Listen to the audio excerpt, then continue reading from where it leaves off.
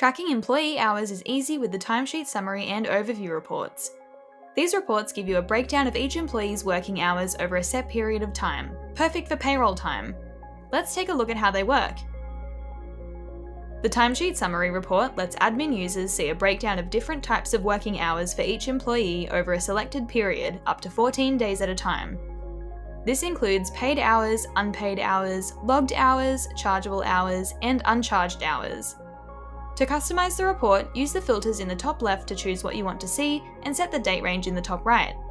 Keep in mind, the date range can't be longer than 14 days. Once you've got everything set, click Run to update the report. Need to find something specific?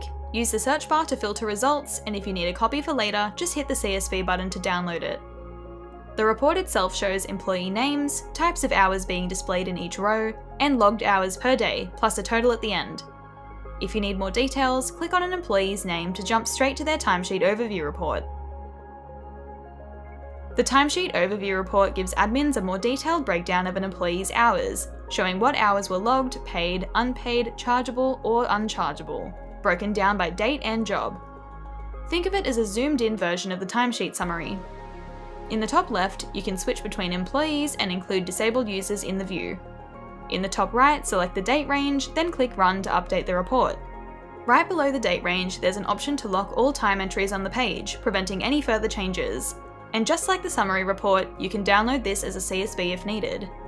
The report itself breaks down each date within your selected range, all time entries for that employee on each day, total hours, types of hours, and descriptions added by the employee. It also shows the associated job number. Click this to be taken directly to the job.